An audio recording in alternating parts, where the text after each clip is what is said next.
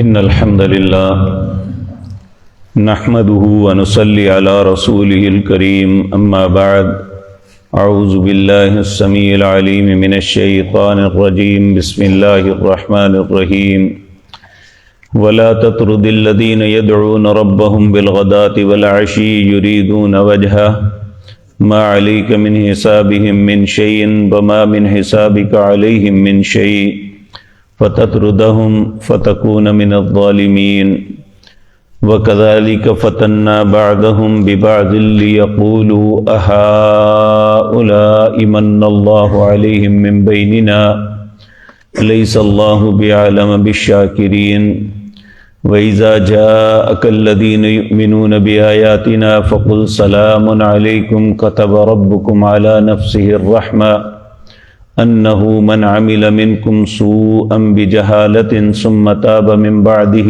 وأصلح فأنه غفور رحيم وكذلك نفصل الآيات ولتستبين سبيل المجرمين۔ حضرات محترم، ان آیات کا شان نزول یہ ہے، نبی کریم صلی اللہ علیہ وسلم کے بڑے ہی دل کی تمنا تھی کہ آپ کے خاندان یعنی قریش کے بڑے بڑے سردار جو ہیں یہ مسلمان ہو جائیں، لیکن جب رسول اللہ صلی اللہ علیہ وسلم کی سیرت اور اسلام کے آغاز کا ہم مطالعہ کرتے ہیں تو ہمیں یہ بات سمجھ آتی ہے کہ نبی کریم صلی اللہ علیہ وسلم نے جب نبوت کا اعلان فرمایا تو اس وقت کوئی بھی نامور آدمی آپ کے ساتھ نہیں تھا الا ماشاء اللہ۔ غربا نے ہی آپ کی نبوت کا اقرار کیا۔ آپ نے ایک مرتبہ قریش کے سرداروں کو کہا کہ آپ میرے پاس بیٹھ کے بات تو سنیں۔ حضرت سعد بن وقاص رضی اللہ تعالی عنہ کہتے ہیں اس وقت میں اور سیدنا عبداللہ بن مسعود بنو حذیل کے ایک شخص تھے اور دو وہ لوگ تھے جن کا میں نام نہیں لیتا، ہم 5 لوگ رسول اللہ کے پاس بیٹھے ہوئے تھے تو آپ نے ان کو یہ کہا کہ آپ میری بات سنیں،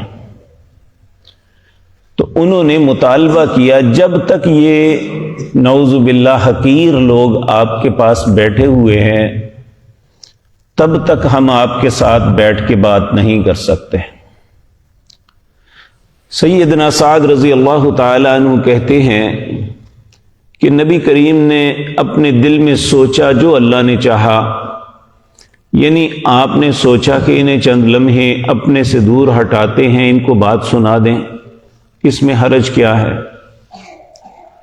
تو اللہ نے اسی وقت یہ آیتیں نازل فرما دی۔ ابھی آپ نے ارادہ ہی کیا تھا کہ میں انہیں اپنی مجلس سے اٹھا کے ان سے بات کر لوں، تو اللہ رب العزت نے فوراً جبریل کو بھیجا اور یہ آیت نازل فرما کے کہا وَلَا تَطْرُدِ الَّذِينَ يَدْعُونَ رَبَّهُمْ بِالْغَدَاةِ وَالْعَشِيِّ۔ اے میرے پاک پیغمبر، آپ ان لوگوں کو دور مت ہٹائیے جو صبح شام اللہ کا ذکر کرتے ہیں۔ بالغداۃ والعشی یریدون وجہہ، وہ ہمیشہ اللہ کی رضامندی کا ارادہ رکھتے ہیں۔ آپ ایسے لوگوں کو اپنی مجلس سے ہٹانے کا ارادہ فرما رہے ہیں۔ ما علیک من حسابہم من شیء، حالانکہ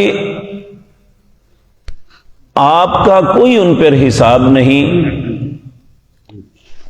وما من حسابک علیہم من شیء، اور نہ ان پر آپ کا کوئی حساب ہے، یعنی ایسی کوئی بات نہیں جسے کہا جا سکے کہ ان کی وجہ سے آپ کو کوئی دقت ہوئی ہے۔ فَتَطْرُدَهُمْ فَتَكُونَ مِنَ الظَّالِمِينَ، یہاں اللہ نے کچھ ناراضگی کا اظہار فرماتے ہوئے کہا کہ اگر آپ نے ان لوگوں کو اپنی مجلس سے ہٹایا تو ظالموں میں سے ہو جائیں گے۔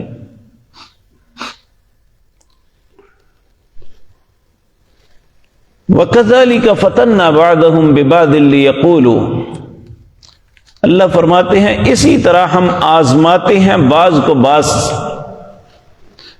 أَحَٰؤُلَاءِ مَنَّ اللَّهُ عَلَيْهِمْ مِنْ بَيْنِنَا، جب آپ نے نہ اٹھایا تو کہنے لگے یہ ہیں ہمارے درمیان جن پہ اللہ نے احسان کیا ہے۔ کہتے ہیں ہم پہ اللہ نے احسان کیا، ہم مسلمان ہو گئے، جن کے گھر میں کھانے کے لیے 2 وقت کا کھانا بھی نہیں ہے۔ یعنی مالدار آدمی یہ سمجھتا ہے کہ شاید مال ہی اللہ کا فضل ہے، اللہ صرف ان پہ راضی ہے جن کے پاس مال ہے، جبکہ اللہ رب العزت نے اس آیت میں بتایا نہیں۔ انہوں نے تو طنز کیا احاؤلاء من اللہ علیہم من بیننا، یہ وہ لوگ ہیں جن پہ اللہ نے احسان کیا ہمارے درمیان۔ اللہ رب العزت فرماتے ہیں الیس اللہ بعالم بالشاکرین، اللہ زیادہ جانتا ہے کہ کون شکر کرنے والا ہے، اور جس کا دل شکر کرنے والا ہے اللہ ہدایت اسے دیتے ہیں۔ وَإِذَا جَاءَكَ الَّذِينَ يُؤْمِنُونَ بِآيَاتِنَا، اب اللہ ان کی تعریف کر رہا ہے۔ پہلے تو رسول اللہ کو کہا انہیں اپنی مجلس سے مت ہٹائیں، اب کہہ رہے ہیں وَإِذَا جَاءَكَ الَّذِينَ يُؤْمِنُونَ بِآيَاتِنَا، جب آپ کے پاس یہ لوگ آتے ہیں جو ہماری آیات پر ایمان رکھتے ہیں، فَقُلْ سَلَامٌ عَلَيْكُمْ، آپ انہیں سلام کریں کہ انہوں نے غریب ہونے کے باوجود، تکلیفیں برداشت کرنے کے باوجود آپ پہ ایمان لا رہے ہیں۔ فَقُلْ سَلَامٌ عَلَيْكُمْ، آپ انہیں سلام کہیے۔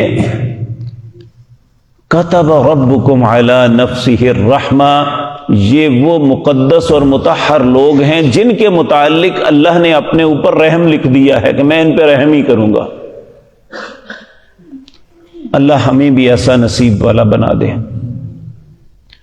انہ من عمل منکم سوءا بجہالۃ ثم تاب من بعدہ، وہ انہیں تانے دے تم بھی تو ایسے کرتے تھے، تم بھی تو پہلے ایسے تھے۔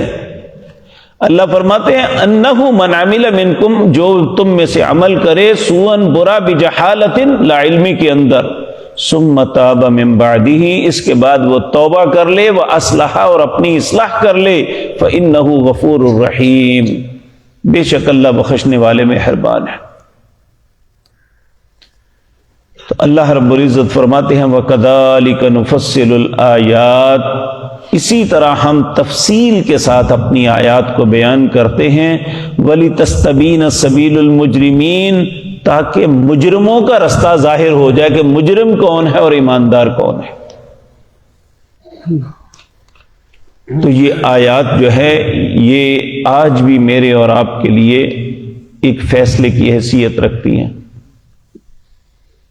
کہ ہم کن لوگوں میں سے ہیں جو ایمان لاتے ہیں اللہ کی رضامندی کے لیے، اور صبح اور شام اللہ کا ذکر کرتے ہیں، اور وہ لوگ جو اپنے مال پہ ہی تکبر کرتے ہیں، انہیں کوئی غرض نہیں کہ اللہ رب العزت کی اطاعت اور فرما برداری۔